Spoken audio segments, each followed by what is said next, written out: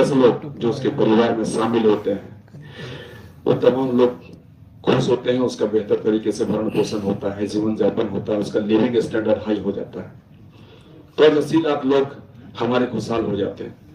परंतु सरकार की मंशा नहीं है, और हम तो ये कहेंगे सरकार कहीं ना कहीं गलत नीतियां बनाने का काम कर रही है, त्रुटि छोड़ने का काम कर रही है। जब इन्हें लगा कि आज ईडी पर शिकंजा कसने का काम कर रही है, लोग आंदोलित हैं, हमारे यहाँ के बच्चे आंदोलित हैं, हर जगह खतियान खतियान खतियान की बातें हो रही है, तो इन्होंने 32 की बात की। और आप जानते हैं किस तरीके से इन्होंने त्रुटियों को छोड़ने का काम किया है। अगर कोई हमारे यहाँ का जनरल व्यक्ति, अगर उसका बच्चा कहीं कोई बाहर दूसरे प्रदेश में पढ़ता होगा, तो वो यहाँ का अभ्यर्थी नहीं बन सकता है, तृतीय चतुर्थ वर्ग के एग्जाम में वो शामिल नहीं हो सकता है।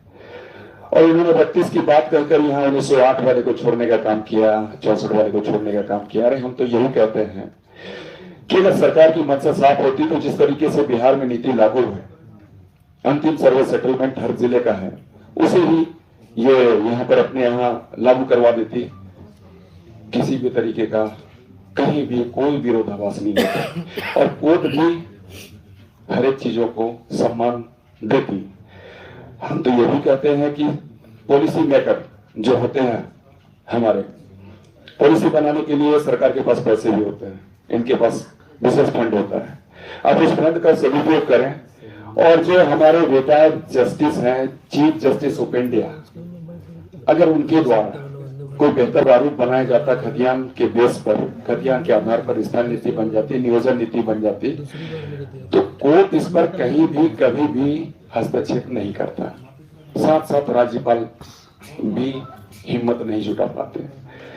परंतु ये सरकार की मंशा स्पष्ट नहीं है, और सरकार की गलत नीतियों का हम सदैव विरोध करते आए हैं। हमारे यहाँ के जो भी खतियानदारी हैं, वो भी विरोध इसलिए करते हैं क्योंकि वो जानते हैं कि हमारे पूर्वज कहीं ना कहीं हर एक गलत चीजों का विरोध करते चले आए हैं। चाहे वीर बिरसा की बात करें, सिद्धू कान्हू चांद भैरव नीलांबर पीतांबर की बात करें, हम सिंह भिखारी की बात कर ले, या फिर रामदयाल मुंडा की बात कर ले, निर्मल महतो जी की बात कर ले, विनोद बाबू की बात कर ले, या फिर हम सीपो सोरेन जी की बात कर ले, हमेशा ही गलत चीजों का विरोध करते हैं। इसलिए खतियानियों के खून में वो जोश है, जुनून है, जिसे कभी कोई कम नहीं कर सकता है। तो इन सारी चीजों को लेकर मैं मुखरता के साथ में हमेशा ही अपनी बातों को रखता रहा हूं, चाहे वो कोई भी ब्यूरोक्रेट हो, सरकारी अधिकारी पदाधिकारी क्यों ना हो। अगर गलत है तो गलत है, उसका विरोध मैं करूंगा। इसके लिए मुझे एक बार नहीं, 2 बार नहीं, हालांकि हमारा जेल आना जाना होता रहा है।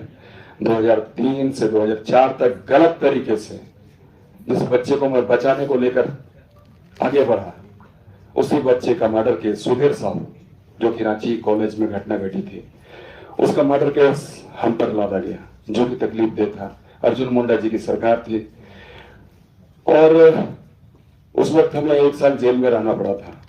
फिर इसी तत्कालीन सीओ जो हमारे 2006 में थे, उनके द्वारा जो हम पर केस लादा गया, वो 2006 की बात थी। उस वक्त मैं 2-3 महीने जेल में था। आज फिर से मैं अपनी मुखरता के कारण, गलत चीजों के विरोध के कारण आज फिर से मुझे जेल जाना पड़ रहा है। तो निसंदेह जहां जहां गलत होगा, अमित खामोश नहीं बैठेगा, हम उसके विरोध में आवाज उठाएंगे। और उसके लिए हमें 1 बार नहीं, 2 बार नहीं, 4 बार नहीं, 1000 बार भी अगर जेल जानी पड़े, जेल में ही हमें समय गुजारना पड़े, तो हमें ये मंजूर है। क्योंकि ये खतियानी हित की बात है, झारखंडियों की बात है, झारखंडी की अस्तित्व अस्मिता की बात है। ये तकलीफ की बात है कि झारखंड राज्य हमारा अलग हुआ, परंतु हमने उस लड़ाई में योगदान, अपनी भूमिका नहीं निभा सकी, क्योंकि उस वक्त मैं पढ़ाई कर रहा था। परंतु आज जब खतियानी की बात होती है, झारखंडी की बात होती है, तो निसंदेह मैं पीछे नहीं हटूंगा, और हमेशा ही हमारे कदम आगे बढ़ेंगे, न हम रुकेंगे न हम झुकेंगे। और आज आप तमाम जितने भी साथी आप यहाँ मौजूद हैं प्रेस सभागार में, आप सभी सम्मानित साथियों के माध्यम से मैं इस सत्तासीन सरकार को चेतावनी देता हूं कि आप ससमय अगर खतियान के आधार पर स्थानीय नीति, नियोजन नीति का निर्धारण नहीं करेंगे, तो निसंदेह आने वाले दिनों में आपका अस्तित्व खत्म हो जाएगा। और ये हम नहीं, जमाना देखेगा। तो आज हम इसी निमित्त आप तमाम लोगों को अपनी बातों को रखने के लिए आमंत्रित किए थे और इन्हीं चंद बातों के साथ मैं अपने वक्तव्य को विराम देता हूँ। धन्यवाद। आज ही सरेंडर कर रहे हो? जी, हम आज ही सरेंडर कर रहे हैं। तो ये जो उस वक्त जो आंदोलन हुआ था विधानसभा घेराव का, जी, कई और लोगों ने भी किया था, कई और राजनीतिक पार्टियां किया था, लेकिन जेल आप जा रहे हैं। यही तकलीफ है, चूंकि सत्ता में बैठे जो सरकार है उसे हमसे सबसे ज्यादा डर लगता है, इसलिए हमें जेल भेज कर डराना चाहती है, परंतु ये डर हमारा नहीं है। ये डर सत्ता में बैठे सत्ता सरकार और एक एक मंत्रीगणों का, एक एक विधायकगणों का है, हमारे मुख्यमंत्री का। और कुछ विधानसभा अध्यक्ष की तरफ से जो कहा गया राजभवन के द्वारा रोका जा रहा है, जो भी 32 खतियाने जो भी विषय सरकार के मंशा साफ है। सर, ये राजभवन का मामला ही कहाँ बनता है? इससे पहले भी आपने देखी जो 85 वाली नीति आई थी, उसे रघुवर जी ने कैबिनेट में लाया और उस निमित्त इन्होंने एग्जाम कंडक्ट करवाया, नियुक्तियां बांटी। तो अगर सरकार की मंशा साफ होती तो ये 32 नहीं, खतियान आधारित स्थान नीति बनवा देते और नियुक्तियां बांट देते, परंतु सरकार की मंशा सही नहीं है। ये तो हम कहें कि अभी जो पंचायत सचिव या फिर और भी नियुक्तियां जो बांटे गए हैं, उन नियुक्तियों में सरकार का किसी भी तरीके का नियुक्तियों में कहीं भी इनके जरिए कुछ किया नहीं गया। और हाईकोर्ट से जब बच्चे उधर से अपनी नियुक्तियों को लेकर उनका जो फैसला आया, तो उसको लेकर ये अपना टेंट बनाते हैं, बड़े आयोजन करके ये नियुक्तियां बांटते हैं। तो ये उनकी उपलब्धि नहीं है, परंतु ये अपनी उपलब्धि गिनवाते हैं। तो ये तकलीफदेह है, सरकार ने अभी तक नियुक्ति की दिशा में कोई पहल नहीं की है।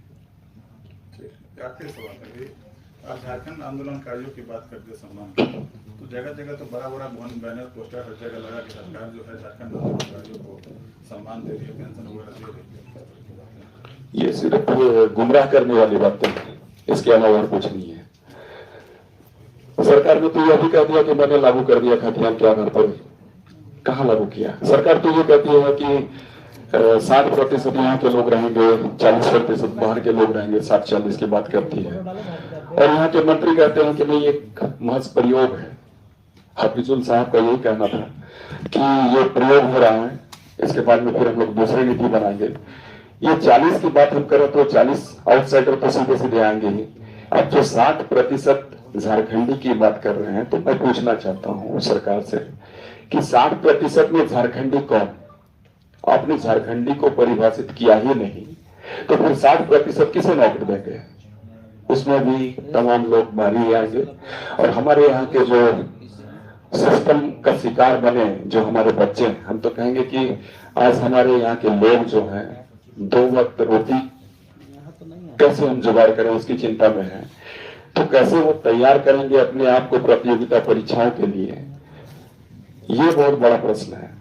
तो हम तो यही कहते थे कि यहाँ के जो बच्चे हैं, जो खतियानी बच्चे हैं, उनकी योग्यता का आकलन करते हुए उसे फर्स्ट, सेकेंड, थर्ड, फोर्थ हर एक नियुक्तियों में हिस्सेदारी दी जाए। हम फर्स्ट ग्रेड की बात करते हैं, यूपीएससी की बात करते हैं, आईएएस आईपीएस की बात करते हैं,